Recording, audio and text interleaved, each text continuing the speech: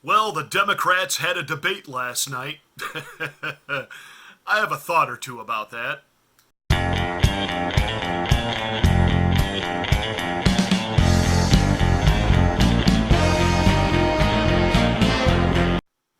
Pardon the obvious pun, but Houston, we have a problem. 10 of the Democrat candidates that are running to be the Democratic nominee for 2020 to go up and lose against Donald Trump gathered on stage in Houston, Texas last night. And stage is the operative word because this really was, I'm not sure if the correct description is carnival, circus, stage play, but this was absolutely the reason why, as more Americans are watching these debates, even Democrats are completely turned off by the far left extremism of the Democratic Party. I'm going to break this down into four sections. We begin with the humorous, because last night, Andrew Yin Yang, appealing to the Yang Gang, once again promised he's in it to give money away. That's why I'm going to do something unprecedented tonight. My campaign will now give a freedom dividend of $1,000 a month for an entire year to 10 American families, someone watching this at home right now. If you believe that you can solve your own problems better than any politician, go to yang2020.com and tell us how $1,000 a month will help you do just that. This is how we will get our country working for us again, the American people. Now, while online and on Twitter, the Yang Gang goes nuts and goes into orgasmic fits that he's going to give us money. You know what I'm going to do? I'm actually going to go to his website. I am. I'm going to do this, and I'm going to report on it, and I'll bring the details back to you. I'm going to sign up for it. I am. And I'm going to tell him flat out, look, I'm a conservative. I host a radio show. I do a YouTube video chat every day about politics. Convince me. I'm a conservative. You keep preaching to the choir. Convince me. Now, will they give me $1,000 a month? Probably not. If they do, I will spend it. But I will do updates with you, and we'll track the money, and we'll see how much I lose in taxes. That's if he's willing to part with it to an actual conservative to actually try to make the point that this is not going to work on a colossal scale. That said, what he did last night drew a lot of laughs from the other participants on the platform. In fact, Mayor Pete Buttigieg said last night that, that was original, because after all, he turned the debate into really a carnival sideshow attraction by doing that. Hurry, hurry, hurry, see the candidate that's giving away bags of money. It reminds me of the 1989 Tim Burton Batman movie when Jack Nicholson, playing the Joker, showed up in Gotham to give money away, to lure the lemmings into the street. And we all know how that worked out. Once again, healthcare took center stage at last night's debate topic, and Amy Klobuchar, who's one of the few sane individuals running, though I disagree with her policy, she actually had the most lucid moments last night. Of course, then again, when her competition is, Crazy Bernie, Joe the Sniffer Biden, and Elizabeth thinks she's an Indian Warren, and then all the way at the other end, Beto the fake Latino, who talks in Spanish because he thinks he's running for the presidency of Mexico, and the only thing that he just wants to keep ranting about is the fact that he's going to collect and confiscate all your guns. And I noticed last night when he kind of turned profile, he's got a real long pointed nose and he's got kind of pointy ears, and all I could think of was one of the claymation elves from all of those Christmas specials that we grew up with as kids. You remember Rudolph the Red-Nosed Reindeer, and all of those. He looks like one of those elves. He just does. All he needs is a little green pointy hat, and he could be in the reboot or the remake or the sequel to Elf with Will Ferrell. But Amy Klobuchar really landed a body blow to Bernie Sanders last night. But when it comes to our health care and when it comes to our premiums, I go with the doctor's creed, which is do no harm. And while Bernie wrote the bill, I read the bill. And on page 8 of the bill, it says that we will no longer have private insurance as we know it. And that means that 149 million Americans will no longer be able to have their current insurance. That's in 4 years. I don't think that's a bold idea. I think it's a bad idea. That is a great debate line. You may have written the bill. I read the bill. Boom!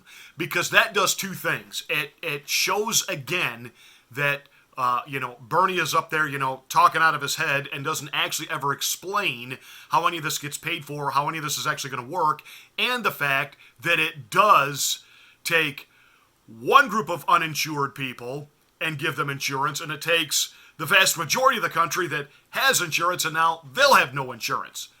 Great plan, Bernie. Woohoo, way to go.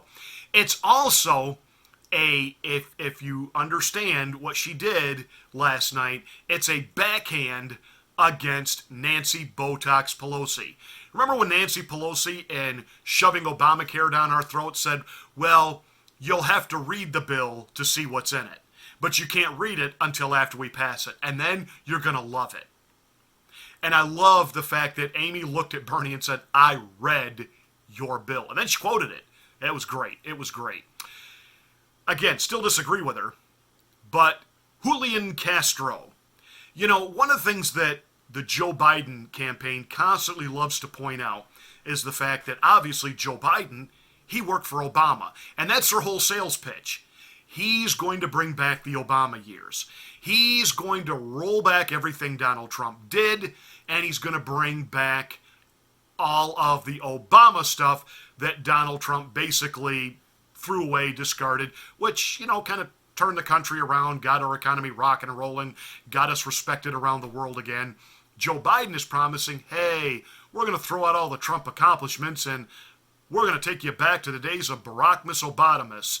They didn't work, but you were under the delusion that we were a much more civil country. It was polite.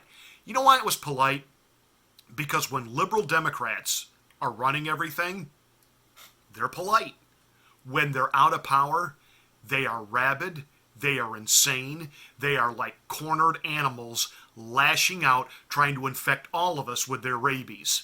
So, yeah, it might have seemed a little, quote, politer under the Barackmas Obama's years, but let's talk about how we lost all of our freedoms and our liberties, and we were spied on ad nauseum, and we can just go on and on and on and on and on, and you couldn't say certain things like radical Islamic terrorism, you couldn't actually identify the enemies that we were supposed to be. So, Biden's mantle is, I'm going to bring you back to the Obama years. Julian Castro reminded everybody, hey, it wasn't just Joe Biden who worked for Barack Obama. I did too. He was the HUD secretary.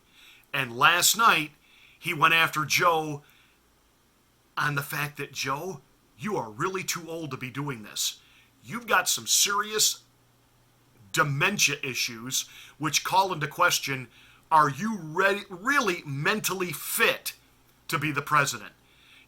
Constantly the Democrats, the lying legacy corporate corrupt mainstream media like CNN, PMSNBC, they're constantly trying to make this canard, this false narrative that it's Donald Trump's sanity and stability we ought to be questioning. When actually before our very eyes, Joe Biden is not only a walking gaffe machine, he is an outright, he's either losing it or a liar, or he's both. Now see, Biden comes from old school. That was very apparent last night when he talked about, hey parents, play record players for your kids at night. Yeah, okay. They don't really do that anymore, Joe. There's been this invention called, the smartphone. It's got the iPod. We have digital technology now, MP3 players. As an oldies DJ, I listen to vinyl. But it's not what the average family does anymore. You get that, right, Joe? But he doesn't get that. He comes from a different time, a different place, when politicians, in the moment, said whatever they needed to say to garner the support of whoever they happen to be talking to. Now, in the old barnstorming days, hey, Joe Biden, he's a master at this. He thinks quick on his feet, which means he lies really fast. He thinks quick on his feet, he lies really fast, and so he tells this group one thing, he tells another group another thing, and he forgets that in this digital age, we don't just have the big 3 TV networks anymore. We don't just have cable news anymore. We can go online, and in a nanosecond, we can pull up one of your past speeches and say, that is not what you said before. That is not what you promised before. And Julian Castro got him. I mean, nailed him on the fact that you just pull this stuff out of your backside, or as the British would say, out of your arse. You pull the stuff out of your backside in the moment, thinking that you're so cool, so slick, so quick, but yet that isn't what you just said. Either that, or do you really not remember what you just said? Do you really have dementia? Barack Obama's vision was not to leave 10 million people uncovered. He wanted every single person in this country covered. My plan would do that. Your plan would not. They do not have to buy in. They do not have to buy in. You just said that. You just said that 2 minutes ago. You just said 2 minutes ago that they would have to buy in. You said they would have to buy in. Have to buy in. If she qualifies for Medicaid, are you forgetting what you said 2 minutes ago? Be in for it. Are you forgetting already what you said just 2 minutes ago? I mean, I can't believe that you said 2 minutes ago that they had to buy in, and now you're saying they don't have to buy. You're forgetting that. I said anyone. I mean, boom. But then Joe Biden decided he had to go at least somehow defend himself. And this was his attempt. you lose your job, for instance. His health care plan would not automatically enroll you. You would have to opt in. My health care plan would. That's a big difference. I'm fulfilling the legacy of Barack Obama, and you're not. I'll be surprised to him. I'm not quite sure if that look on Joe's face is, I can't believe you're saying that. That's not what my policy says or does. Or if in his dementia state, he's standing there wondering, I wonder if my policy does say that. I don't really know what my policy says because I didn't write it. I let Bernie write it for me. But his little comment, that'd be news to Barack Obama. Now, of course, the pundits and the people that are supporting Joe, because apparently Julian and the rest of that cast up on the platform didn't get the memo yet from the DNC that no matter how crazy, how much dementia, how off the wall Sniffer Joe is, he's going to be the nominee. The fix is already in. Bernie's already tipped his hand that, he's going to support Joe. He's already defending him on his gaffes, which basically means he's already received a payout like he did from Hillary. But Julian apparently thinks this is still like really a debate and a contest, and we have to point out that Joe's got problems. But so the people that are defending Joe Biden today saying, Joe handled Julian's attack perfectly by saying that'd be news for Barack Obama, and then just kind of laughing it off and turning his shoulder to him like, you're not even worth my time anymore, kid. The response there from Julian should have been, yeah, I haven't exactly seen Barack come out and endorse you yet, Joe. There it is. And that's it for this video. Hey, thanks for watching. I know it's Friday, but we like to keep you up to date even into the weekend of the stuff going on. Hey, give us a thumbs up and a like. Please share this to your social media platforms. Subscribe to the channel if you are a subscriber. Thank you so much. And please make sure to smack the bell to get my next rant.